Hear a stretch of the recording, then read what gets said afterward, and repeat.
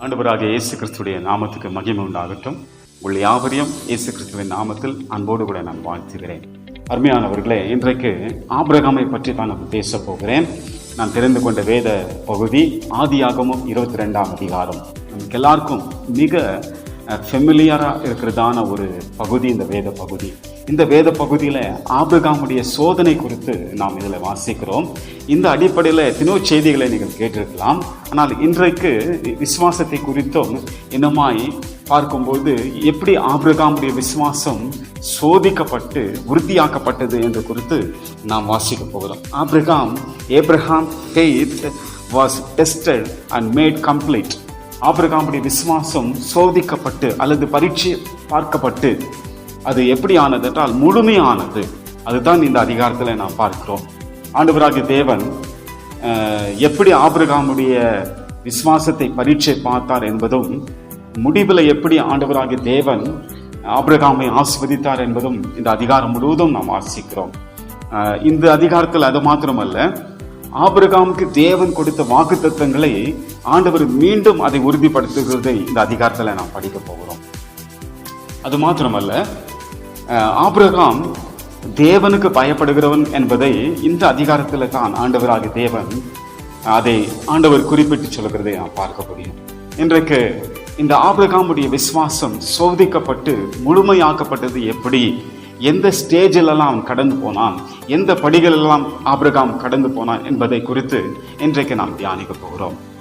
ஒவ்வொரு வசனத்தை குறித்து நாம் வாசிக்கலாம். இதில் ஆதியாகமம் 22ஆம் அதிகாரம் 22ஆம் அதிகாரம் 1ஆம் வசனத்தில், இந்த காரியங்கள் நடந்த பின்பு தேவன் ஆபிரகாமை சோதித்தார். எப்படி எனில், அவர் அவனை நோக்கி ஆபிரகாமே என்றார். அவன் இதோ அடியேன் என்றான்.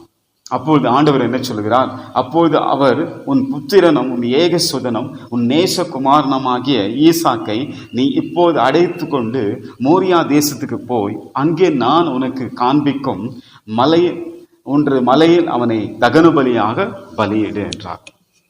அருமையானவர்களே, இதுதான் ஆண்டவராகிய தேவன் ஆபிரகாமை சோதித்த ஒரு காரியம். நம்முடைய தேவன் எப்பொழுதுமே பொல்லாங்கினால் சோதிக்கிற தேவன் அல்ல. ஒரு தீமை கொடுத்து அல்ல ஒரு தீங்கை அனுப்பி சோதிக்கிற தேவன் அல்ல. நம்மை அவர் பரீட்சை பார்க்கிற தேவன். வேதம் சொல்லுகிறது, ஆண்டவர் நீதிமானை சோதித்து அறிகிறார் என்று சொல்லி. அப்போ ஆண்டவர் சின்ன சின்ன காரியங்களை கொடுத்து நம்மை பரீட்சை பார்க்கிறார். ஏன் பரீட்சை பார்க்கிறார்? பரீட்சை எதற்காக வைக்கிறார்கள்? இன்னொரு ஸ்டேஜில் நம்மை கொண்டு செல்ல வேண்டும், அல்லது நம்மை ப்ரமோட் பண்ண வேண்டும், நம்மை ஒரு உயர்த்த வேண்டும் என்பதற்காக தான் பரீட்சைகள் நடக்கிறது. அதே போல தான் தேவனும், பரலோகத்தின் தேவனும் நம்முடைய வாழ்க்கையில் நம்மை பரீட்சை ஏன் பார்க்கிறார் என்றால், அவர் நம்மை ப்ரமோட் பண்ணுவதற்காக, இன்னொரு அனுபவத்துக்குள்ளே நம்மை கொண்டு செல்வதற்காக ஆண்டவர் சோதிக்கிறார் என்று வேதம் சொல்லுகிறது. அப்போஸ்தலனாகிய பேதுரு புதிய விசுவாசிகளுக்கு அவர் எழுதும்போது சொல்லுகிறார், உங்கள் விசுவாசம் விலையேற பெற்ற அந்த விசுவாசம், பொன்னை காட்டிலும் விலையேற பெற்றதாக இருக்கிற அந்த விசுவாசம் சோதிக்கப்பட்டு இயேசு கிறிஸ்து வெளிப்படும் போது உங்களுக்கு அவர் பலன் வைத்திருக்கிறார் என்று அவர் எழுதுகிறதை பார்க்க முடியும். அருமையானவர்களே, கிறிஸ்துவ வாழ்க்கையில சோதனை இல்லாத வாழ்க்கை கிடையாது, தவிர்க்க முடியாது. we should not avoid temptation or test. நம் நிச்சயம் அதை சந்திக்க வேண்டும். அதை சந்திக்கிறது தான் தேவன் நமக்கு கொடுத்திருக்கிற ஒரு தைரியம், ஒரு பலன். ஆண்டவராகிய தேவன் பிராணிக்கு மிஞ்சி நம்மை சோதிக்கிறவர் அல்ல என்று கூட வேதம் சொல்லுகிறது. சோதனையோடு கூட தப்பித்துக் கொள்வதற்கு ஒரு வழியும் ஆண்டவர் உண்டாக்குற தேவனாக இருக்கிறார். இப்படி சோதனை குறித்து பல காரியங்கள் ஆண்டவர் வேத புத்தகத்தில் எழுதி வைத்திருக்கிறார். ஆனால் இன்றைக்கு ஆபிரகாம் எந்த ஸ்டேஜிலெல்லாம் சென்று தன்னுடைய விசுவாசம் முழுமையாக்கப்பட்டதை இன்றைக்கு உங்களோடு கூட நான் பகிர்ந்து கொள்ள போகிறேன். முதல் காரியம், நம்பர் 1, ஃபர்ஸ்ட், எப்படிப்பட்ட ஒரு ஸ்டேஜில் இவர் கடந்து சென்றார் ஆபிரகாம் என்று சொல்லி நான் பார்க்கும்போது, ஃபர்ஸ்ட் திங், முதலாவது ப்ரிப்பரேஷன், ஆயத்தம். அதை குறித்து நாம் வாசிக்கலாம். 3ஆவது வசனம், ஆபிரகாம் அதிகாலையிலே எழுந்து தன் கழுதையின் மேல் சேனை கட்டி தன் வேலைக்காரில் 2 பேரை தன் குமாரன் ஈசாக்கை கூட்டிக் கொண்டு தகனபலி கட்டைகளையும் பிளந்து கொண்டு தேவன் தனக்கு குறித்திருக்கிற இடத்திற்கு புறப்பட்டு போனான். அருமையானவர்களே, முதல் காரியம் என்னென்று நாம் பார்க்கும்போது வேதம் சொல்கிறது, ஆயத்தமானான். தன்னையே அவன் ஆயத்தப்படுத்தினான். எப்படி அவனுடைய ஆயத்தம் இருந்தது பாருங்க. ஆபிரகாம் அதிகாலையில எழுந்தாராம். அதிகாலையில எழுந்துகிறது ஒரு ஆயத்தம். தன் கழுதின் மேல் சேனம் கட்டி தன் வேலைக்காரர் 2 பேரையும் தன் குமாரன் ஈசாக்கையும் கூட்டிக் கொண்டு தகன பலிக்கு கட்டைகளை பிளந்து கொண்டு தேவன் தனக்கு குறித்திருக்க இடத்திற்கு அவன் புறப்பட்டு போனான். அருமையானவர்களே, இது எதை காட்டுகிறது? அதிகாலை எழுந்து ஒரு பக்கம் கழுதையை ஆயத்தப்படுத்தி சேனம் கட்டி வேலைக்காரர்களை தட்டி எழுப்பி, வாங்கப்பா ஒரு இடத்துக்கு நம்ம போகலாம், ஒரு இடத்துக்கு நம்ம ஆண்டவர் கூட்டிருக்க போகலாம் என்று சொல்லி அவர்களை தட்டி எழுப்பி அவர்களை ரெடி பண்ணி, தன்னுடைய மகன் ஈசாக்கை, சின்ன பிள்ளையா இருக்கிற ஈசாக்கை ரெடி பண்ணி, இதெல்லாம் அவ்வளவு சாதாரணமான விஷயம் கிடையாது. அதிகாலையில எழுந்து தன்னையே அவன் ஆயத்தப்படுத்தி கொண்டான். ப்ரிப்பரேஷன், ஆயத்தம், அவைலபிலிட்டி, தேவனுக்கு ஆயத்தமா இருக்கிறது மிக மிக முக்கியம். அருமையானவர்களே, இந்த உலகத்துல திறமைகள் நமக்கு இருக்கலாம், மிகப்பெரிய தாளந்துகள் இருக்கலாம், மிகப்பெரிய திறமைகள் இருக்கலாம். ஆனால் அதெல்லாம் காட்டிலும் உன்னிடத்துல தேவன் எதிர்பார்க்கிறது, உன்னிடத்துல ஆண்டவர் எதை எதிர்பார்க்கிறார்? அவைலபிலிட்டி எதிர்பார்க்கிறார். நீ தேவனுக்கு ரெடியா இருக்கிறாயா, அல்லது ஜனங்களுக்கு ஊழியம் செய்வதற்கு நீ ரெடியா இருக்கிறாயா என்பதை தேவன் உன்னை குறித்து எதிர்பார்க்கிறார். நம்மிடத்தில் ஆண்டவர் திறமைகளை அவருக்கு நம்மிடத்தில் திறமைகளை எதிர்பார்த்து, தாளந்துகளை எதிர்பார்த்து நம்மை பயன்படுத்துகிற தேவன் அல்ல. நீ எத்தனை ரெடியா இருக்கிற, ஆண்டவருக்கு எவ்வளவு நீ ரெடியா இருக்கிற, ஆண்டவருக்கு எவ்வளவு ஆயத்தமா இருக்கிற, சொல்ல ஆண்டவரே நான் செய்கிறேன் அப்படின்னு சொல்லி எவ்வளவு ஆயத்தமா இருக்கிறதோ அந்த ஆயத்தத்தின் அடிப்படையில தான் தேவன் உன்னை பயன்படுத்த அவர் வல்லமுள்ள தேவனா இருக்கார். அருமையானவர்களே, தன்னை ஆயத்தப்படுத்தி கொண்டான் ஆபிரகாம். அதிகாலையில் எழுகிற ஒரு பெரிய ஆயத்தம் இல்லைங்களா? அதிகாலை எழுந்துக்கிறது அவ்வளோ ஈஸியா? ஒரு 3:30 மணிக்கு 4 மணிக்கு எழுந்துக்கிறது அவ்வளோ ஈஸி கிடையாது, அவ்வளோ சுலபம் கிடையாது. எழுந்து எல்லாத்தையும் ரெடி பண்ணி ப்ரிப்ரேஷன் பண்ணான், தன்னை தானே ஆயத்தப்படுத்தி கொண்டான். இன்றைக்கு நம்முடைய வாழ்க்கையில ஒரு ஆயத்தம் நமக்குள்ள இருக்க வேண்டும், ஒரு ப்ரிப்ரேஷன் நமக்குள்ள இருக்க வேண்டும். நம்முடைய விசுவாசம் சோதிக்கப்பட்டு உறுதியாக்கப்பட வேண்டும் என்றால், முழுமை அடைய வேண்டும் என்றால், நமக்குள்ள முதலாவது ஆயத்தம் என்னும் அந்த ஆயத்தத்துல அந்த ஸ்டேஜ்ல நாம் கடந்து போக வேண்டும். மோசே கூட எடுத்துக்கொள்ளுங்கள். ஆண்டவராகிய தேவன் ஒரு நாள் மோசே கூப்பிட்டு, மோசே நீ அதிகாலையில் மலை மேல வா, நான் உனக்கு நியாயப்பிரமாணத்தை கொடுக்கிறேன், உனக்கு கட்டளைகளை கொடுக்கிறேன் என்று ஆண்டவராகிய தேவன் சொன்னார். அருமையானவர்களே, அந்த அதிகாலையில அவன் மலை மேல ஏறி சென்று தேவனோடு கூட உருவாடி அவ்வளோ விலையேற பெற்ற அந்த நியாயப்பிரமாணத்தை, தேவனுடைய முதல் வெளிப்பாடாகிய நியாயப்பிரமாணத்தை அவன் பெற்றுக்கொண்டு இஸ்ரவேல் மக்களுக்கு அதை கொண்டு வந்து கொடுத்தான் என்று வேதம் சொல்லுகிறது. அருமையான தேவ பிள்ளைகள், அது மாத்திரமல்ல, வேதம் சொல்லுகிறது ஆண்டவராகிய தேவன் ஏசாயா தீர்க்கதரிசியை குறித்து நாம் வாசிக்கிறோம். ஏசாயா 6ஆம் அதிகாரத்தில் நாம் வாசித்து பார்க்கும்போது சிங்காசனத்தில் உட்கார்ந்திருக்கிற தேவனை அவன் காண்கின்றான். அப்பொழுது தேவனை காணும் பொழுது அவன் பார்க்கிறான், யாரை நான் அனுப்புவேன், யார் என் காரியமாய் போவான் என்று சொல்லி ஆண்டவர் கேட்கும் போது அந்த சிங்காசனத்தின் மகிமை அவன் பார்த்துவிட்டு ஏசாயா சொல்லுகிறார், நான் போகிறேன், என்னை அனுப்பும் ஆண்டவரே, நான் செல்லுகிறேன். அதுதான் ஆயத்தம் நம்முடைய வாழ்க்கையில் எப்போதும் இருக்க வேண்டும். ஆண்டவர் மோசே பவுலை சந்தித்த போது கூட ஆதி அப்போஸ்தலர் நடபடிகள் 9ஆம் அதிகாரத்தை வாசித்து பாருங்கள். குதிரையின் மேல் போய் கொண்டிருக்குதான பவுலை ஆண்டவர் சந்திக்கும் போது, ஆண்டவரே நான் என்ன செய்ய சித்தமா இருக்கிறீர் என்று சொல்லி கேட்கிறான். அருமையானவர்களை, இந்த ஆயத்தம் என்ன ஸ்டேஜுக்குள்ள நாம் போக வேண்டும். அடுத்து 2வது என்ன சொல்லப்பட்டிருக்கிறது என்றால் சஃபரேஷனா பிரித்தெடுத்தல். முதலாவது பார்க்கும்போது ப்ரிப்பரேஷன், தன்னையே ஆயத்தப்படுத்தினான். 2வது பார்க்கும்போது ஆபிரகாம் செப்பரேட்டட் himself, தன்னையே அவன் பிரித்து கொண்டான். வசனத்தை நாம் வாசிக்க போகிறோம். ஆதியாகமம் 22ஆம் அதிகாரம் 4ஆம் வசனம், 4ஆம் வசனமும் 5ஆம் வசனம். 3ஆம் நாளிலே ஆபிரகாம் தன் கண்களை ஏறெடுத்து பார்த்து தூரத்திலே அந்த இடத்தை கண்டான். அப்படியே பிரயாணமாய் போய்கொண்டிருக்கிறார்கள், மலை மேலே போய்கொண்டிருக்கிறார்கள். தேவன் காண்பித்த மலையை அவன் கண்டுபிடித்தான். தூரத்திலே அதை கண்டான், தூரத்திலே அதை கடத்த அந்த இடத்தை கண்டான். அடுத்த வசனம் சொல்லுகிறது, அப்போது ஆபிரகாம் தன் வேலைக்காரரை நோக்கி, நீங்கள் கழுதையை நிறுத்தி இங்க காத்திருங்கள், நானும் பிள்ளையாண்டனும் அவ்விடம் விட்டு போய் தொழுது கொண்டு உங்களிடத்திற்கு திரும்பி வருவோம் என்றார். அருமையானவர்களே, வேதம் சொல்லுகிறது, அப்போது ஆபிரகாம் தன் வேலைக்காரரை நோக்கி, நீங்கள் கழுதையை இங்கே நிறுத்துங்கள், நீங்க கழுதையை இங்கே நிறுத்திட்டு நானும் என்னுடைய பிள்ளையாண்டான், அதாவது என்னுடைய பிள்ளை ஈசாக்கும் நாங்கள் போய் மலை மேல தேவனை தொழுது கொண்டு நாங்கள் திரும்பி வருவோம். பாருங்க, ஏன் வேலைக்காரர்களை ஒரு தூரத்தில் அவன் நிறுத்தி வைத்தான் என்றால், தன்னுடைய விசுவாசம் வேலைக்காரர் மூலமாய் அது கெடுக்கப்படக்கூடாது. ஒருவேளை வேலைக்காரர்களை அழைத்து கொண்டு போயிருந்தால் தன்னுடைய ஈசாக்கே அவன் பலி கொடுக்கிறான் என்று அவர்கள் அதை பார்த்திருந்தால் ஆபிரகாமை ஒரு விதமாய் நினைத்திருப்பார்கள். அது ஆபிரகாமுடைய விசுவாசத்திற்கு ஒரு இடைஞ்சலாக இருந்திருக்கும். அதனால்தான் ஆபிரகாம் என்ன செய்கிறார் என்றால், வேதம் சொல்லுகிறத அந்த 2 பேரையும், அந்த வேலைக்காரரை, நீங்க இங்கே இருங்க, நாங்கள் அங்கே போய் மலையில போய் தேவனை தொழுது கொண்டு நாங்கள் திரும்பி வருவோம். He separated himself. தன்னைத்தானே அவன் பிரித்து கொண்டான். அருமையானவர்களே, செப்பரேஷன் இஸ் வெரி இம்பார்ட்டன்ட்.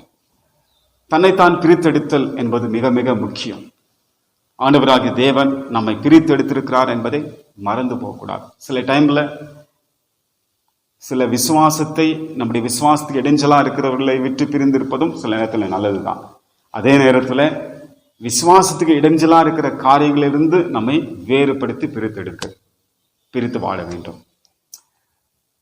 வேதம் சொல்லுகிறது, சாலமோன் ஆலயத்தை கட்டின சமயத்துல வெட்டி எடுக்கப்பட்ட கற்களால அஸ்திபாரம் போட்டான். அது எதை காட்டுகிறது என்றால், தேவன் இந்த உலகத்தோடும் இந்த உலகத்தின் பாவத்தோடும் பலவிதமான காரியத்தோடும் தேவன் வெற்றி எடுத்திருக்கிறார். வெற்றி எடுத்து நம்மை கர்த்தர் பிரித்தெடுத்திருக்கிறார். We are separated one. சபைக்கு கிரேக்க பதத்தில் ஒரு வார்த்தை சொல்வார், எக்லீஷியா என்று சொல்வார்கள். அப்படி என்றால் என்ன? எக்லீஷியா என்றால் பிரித்தெடுக்கப்படுதல். அப்போ திருச்சபை என்பது பிரித்தெடுக்கப்பட்ட ஒரு மக்கள் கூட்டம். They never compromise anything. அவர்கள் எதுவும் காம்ப்ரமைஸ் ஆக மாட்டார்கள், எதோடும் ஒத்து போக மாட்டார்கள்.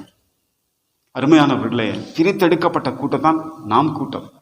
நாம் திருச்சபை மக்கள் பிரித்தெடுக்கப்பட்டவர்கள் என்பதை மறந்து போக வேண்டாம். நீங்கள் தேவனாலே பிரித்தெடுக்கப்பட்டிருக்கிறீர்கள் என்பதை மறந்து போக வேண்டாம். You should separate yourself from all sins, all filthy things in the world. உலகத்தில் இருக்கும் அத்தனை காரியத்திலிருந்து உங்களையே நீங்கள் பிரித்தெடுத்து இருக்க வேண்டும், பிரித்தெடுக்கப்பட்டு வாழ வேண்டும். ஆபிரகாம் தன்னையே பிரித்தெடுத்தான். வேத புஸ்தகத்தில் பார்க்கிறோம். அப்போஸ்தலனாகிய பவுல் கலாத்தியருக்கு எழுதும்போது சொல்லுகிறார், தாயின் கருவிலே என்னை தேவன் பிரித்தெடுத்து அப்படி சுவிசேஷத்திற்காக பிரித்தெடுத்தார். ரோமர் நிருபம் 1ஆம் அதிகாரம் 1ஆம் வசனத்தில் சொல்லுகிறார், நான் சுவிசேஷத்துக்காக பிரித்தெடுக்கப்பட்டவன் என்று சொல்லி. அருமையானவர்களே, கர்த்தர் உங்களை ஒரு நோக்கத்தோடு அழைத்திருக்கிறார், ஒரு நோக்கத்தோடு ரட்சித்திருக்கிறார், ஒரு நோக்கத்தோடு சபையில கர்த்தர் நாட்டிருக்கிறார். எனவே நீங்கள் பிரித்தெடுக்கப்பட்டவர்கள் என்பதை மறந்து போக வேண்டாம். You are the separated one. கர்த்தர் உங்களை பிரித்து எடுத்திருக்கிறார். நீங்கள் பிரித்தெடுக்கப்பட்ட பிள்ளைகள். அதனால உலகத்துக்கும் உங்களுக்கு சம்பந்தம் கிடையாது. அருமையானவர்களே, நம்ம இந்த உலகத்துல இருக்கிறோம், ஆனால் இந்த உலகத்துக்குரிய காரியங்கள் நமக்குள்ள இருக்கக்கூடாது. ஆண்டவராகிய தேவன் வேத புஸ்தகத்துல இயேசு சுவாமி ஜெபிக்கும் போது தான், என்னுடைய பிள்ளைகள் உலகத்தார் அல்ல அப்படின்னு ஆண்டவர் சொன்னார். ஏன் ஆண்டவர் இந்த உலகத்துல வைத்திருக்கிறார் என்றால், நாம் இந்த உலகத்துல தேவனுடைய நாம மகிமைக்காய் சாட்சியா வாழ வேண்டும் தான் தேவன் இந்த உலகத்துல வைத்திருக்கிறார். ஒரு மனுஷனை ஆண்டவர் ரட்சித்து அவனை பரிசுத்தப்படுத்தி அவனை கர்த்தர் பாவ உலகத்தில் அவனை வைத்து அவனை அந்த இடத்துல பரிசுத்தப்படுத்தி பரலோகம் கொண்டு போய் சேர்க்கிறார். சோ பிரித்தெடுக்கப்படுதல் வெரி வெரி இம்பார்ட்டன்ட். ஆபிரகாம் தன்னையே பிரித்தெடுத்தான். வேலைக்காரர்ல இங்க இருங்க, நான் அங்க போயிட்டு வருவோம். அருமையானவர்களே, பிரித்தெடுக்கப்பட்ட ஒரு வாழ்க்கை வாழுங்க. இது இந்த சோதனையை ஜெயிப்பதற்கு ஒரு பெரிய ஒரு ஏதுவாக இருக்கும். அடுத்து 3வது நாம் பார்க்க போகிறோம்.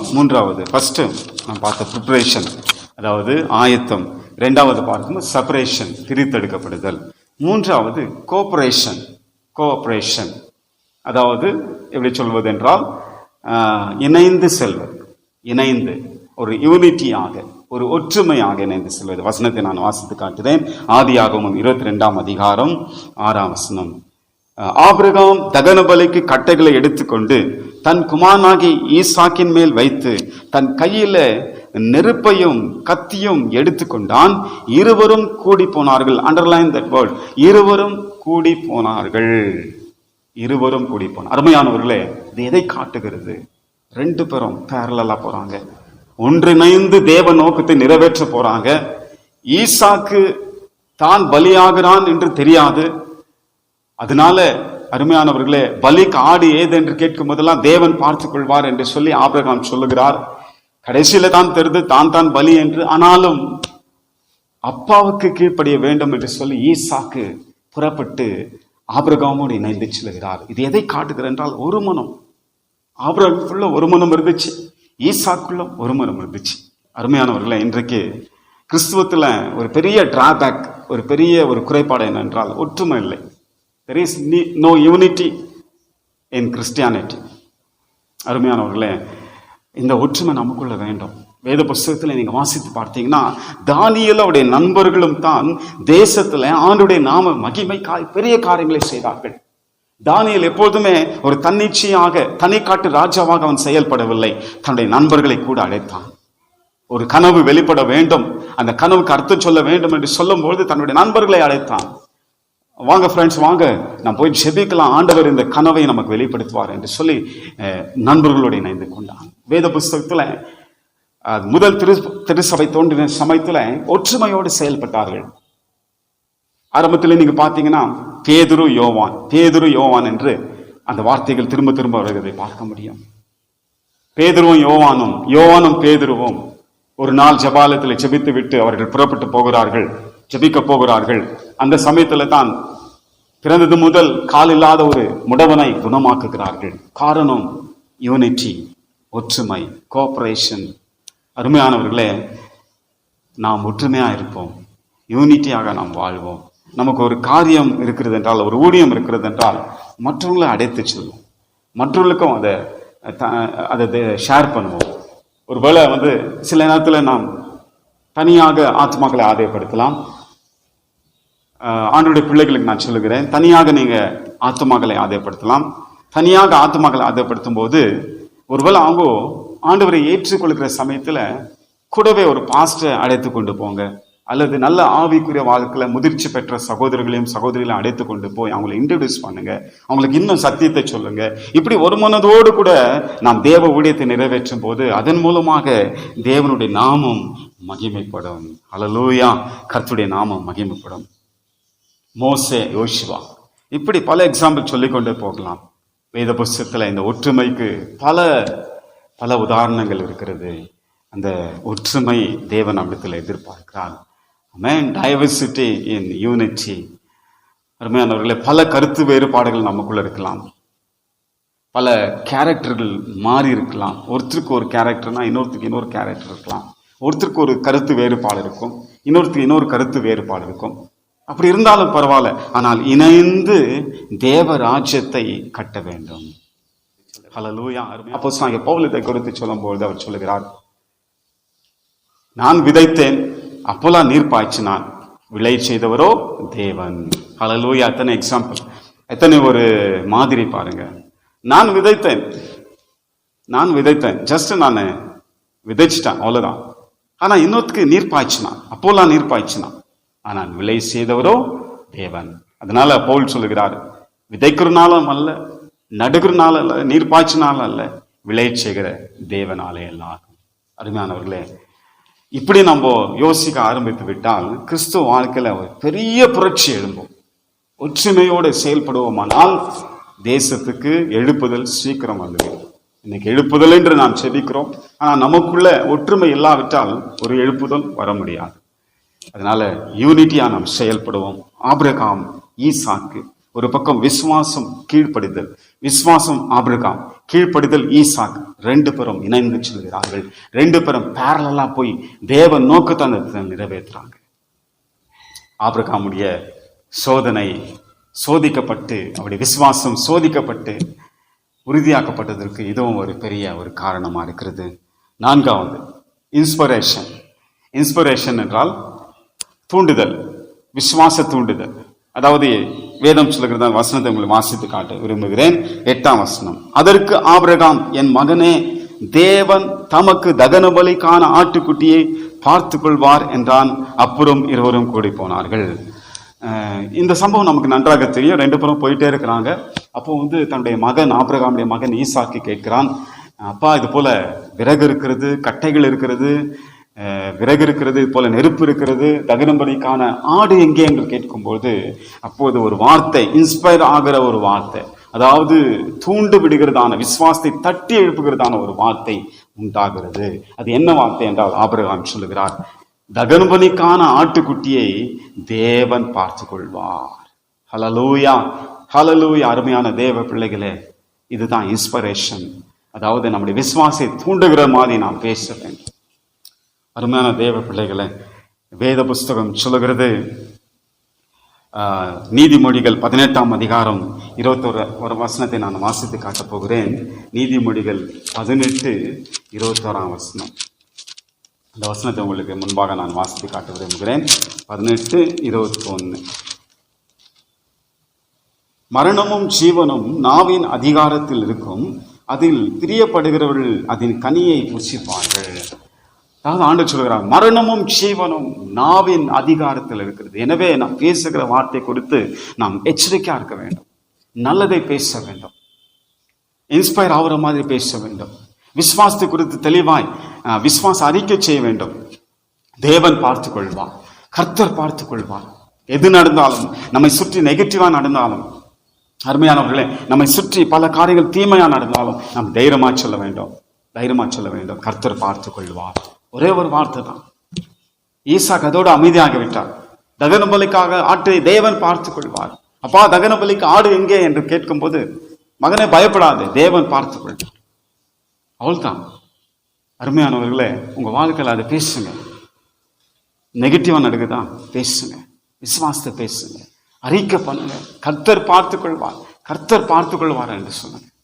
ஆமென். இன்ஸ்பிரேஷன். கடைசியாக டெமான்ஸ்ட்ரேஷன். டெமான்ஸ்ட்ரேஷன்னா செய்து காட்டுறது. தன்னுடைய விசுவாசத்தை செய்து காட்டிட்டான் ஆபிரகாம். எத்தனை ஒரு பெரிய விஷயம். ஆண்டவரை அசந்துட்டார். போனா பலிபீடத்தை கட்டினான், விறகுகள்லாம் அடக்கினான். கடைசியில் தன்னுடைய மகனாகி ஈசாக்கை கட்டி பலிபீடத்தில் வைத்து விட்டு கத்தி எடுத்து ஓங்கி அடிக்க ஆரம்பித்தான். ஈசாக்கை வெட்ட ஆரம்பித்தான். அப்போது உடனே ஆண்டவர், ஆபிரகாமே ஆபிரகாமே, ஆண்டவரே அசந்துட்டார். அவருடைய விசுவாசத்தை பார்த்து ஆண்டவரை அசந்துட்டார். அதனால தான் ஆண்டவர் சொல்றாரு பாருங்க, வேத புஸ்தகத்துல 12ஆம் வசனம் 11 அப்போது கர்த்தருடைய தூதனானவர் வானத்திலிருந்து ஆபிரகாமே ஆபிரகாமே என்று கூப்பிட்டார். அவன் இதோ அடியேன் என்றான். அப்போது அவர், பிள்ளையாண்டன் மேல் உன் கையை போடாதே, அவனுக்கு ஒன்றும் செய்யாதே. நீ அவனை உன் புத்திரன் என்றும் உன் ஏக சுதன் என்றும் பாராமல் எனக்காக ஒப்பு கொடுத்தபடினால் நீ தேவனுக்கு பயப்படுகிறேன் என்று இப்போது அறிந்திருக்கிறேன் என்றான். அப்போதுதான் அவனுடைய விசுவாசம் முழுமையாக்கப்பட்டது. இதை யாக்கோபு வேத புஸ்தகத்தில் சொல்லுகிறார். அந்த வசனத்தை உங்களுக்கு, அருமையான அந்த வசனத்தை உங்களுக்கு நான் வாசித்து காட்ட விரும்புகிறேன். The book of James chapter 2 எல்லாம் திருப்பிக் கொள்ளுங்கள். வேத புஸ்தகம் நீங்கள் வைத்திருப்பினால் திருப்பிக் கொண்டு அதை வாசிக்க கவனிக்கும்படி நான் கேட்கிறேன். ஜேம்ஸ், யாக்கோபின் நிருபம் 2ஆம் அதிகாரம் இதில் வேத புஸ்தகத்தில் நான் வாசிக்கிறோம். 22 நான் படிக்கிறேன். 21 நம்முடைய பிதாவாகிய ஆபிரகாம் தன் குமாரனை ஈசாக்கை பலிபீடத்தின் மேல் செலுத்தின போது கிரியனால் அல்லவா நீதிமானாக்கப்பட்டான். விசுவாசம் அவனுடைய கிரிகளோடு முயற்சி செய்து கிரியனால விசுவாசம் பூரணமாக்கப்பட்டதுன்னு காண்கிறாயே, அப்படியே ஆபிரகாம் தேவனை விசுவாசித்தான், அது அவனுக்கு நீதியாக எண்ணப்பட்டது என்கிற வேத வாக்கியம் நிறைவேறிற்று. அவன் தேவனுடைய சிநேகிதன் எனப்பட்டான். அருமையானவர்களே, அதுதான் ஆபிரகாம், அவருடைய விசுவாசம் முழுமையாக்கப்பட்டது. Without action, faith without action is dead. விசுவாசத்தோடு கூட ஆக்ஷன், கிரியை இருக்க வேண்டும். இது எப்படிப்பட்ட கிரியைன்னா, இது நற்கிரியை கிடையாது. தேவன் மேல நான் விசுவாசம் வைத்திருக்கிறேன் என்பது வெளிப்படுத்தும்படியாக கீழ்ப்படிதலின் கிரியை இது வெளிப்படுத்தப்பட்டிருக்கிறது. அந்த கிரியை இது காண்பிக்கிறது. அருமையான தேவ பிள்ளைகளே, ஆபிரகாமுடைய விசுவாசம் சோதிக்கப்பட்டு முழுமையாக்கப்பட்டது 5 ஸ்டேஜ் மூலமாக தான். Preparation, separation, cooperation, inspiration, demonstration.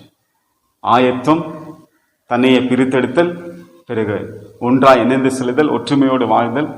அடுத்து பார்க்கும்போது அதாவது இன்ஸ்பிரேஷன், விசுவாச தூண்டுதல். அடுத்து பார்த்தீங்கன்னா டெமான்ஸ்ட்ரேஷன், தன்னுடைய விசுவாசத்தை செய்து காட்டினார். கர்த்தர் இந்த வார்த்தைகளை கொண்டு உங்களை ஆஸ்வதிப்பார்.